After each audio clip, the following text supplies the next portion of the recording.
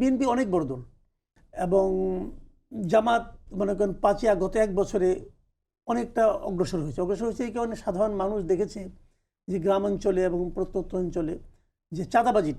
চাঁদাবাজি দখলদারি এটার মানে 90% বিএনপি করেছে কিছু জায়গায় এনসিপি লোকজন করেছে জামাতের নাম খুব কম আসছে জামাতে কিছু আছে কিন্তু সেটা কম তো সেইভাবে মানুষ কিন্তু ওই এলাকার কর্মকাণ্ড দেখে বিচার করে সেভাবে জামাতের একটু মনে হয় পজিটিভ একটু হোমওয়ার্ক আছে যেটা ওটা অস্বীকার করার কোনো উপায় নাই কিন্তু এটা করে তারা বিএনপির যে বিশাল গ্যাপ যেটা ছিল সেই গ্যাপটাকে ওভারকাম করতে পারবে কিনা এটা নিয়ে আমার সন্দেহ আছে প্রচুর। তারপরে আরেকটা কথা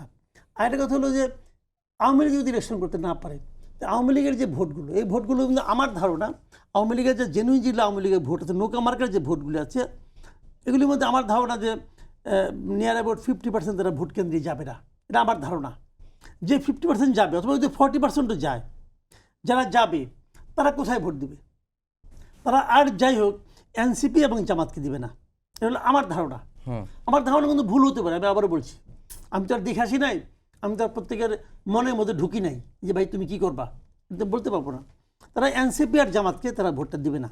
এই কারণে দিবে না তারা মনে করে যে তাদের দলকে যে এই রাজনৈতিক কর্মকাণ্ড নিষিদ্ধ করা হয়েছে অথবা নির্বাচনে বাইরে রাখা হয়েছে এই পুরো কাজটা এনসিপি এবং জামাত করছে এটা ওরা মনে করে। তো সেই বিবেচনায় বাকি থাকলো বিএনপি অথবা বাম দল যেগুলো আছে যদি খুচরা বসে কিছু থাকে তারা হয়তো ওদিকে কিছু যাবে কিন্তু ম্যাক্সিমাম ভোটই ওখানে বিএনপির সঙ্গে আসবে।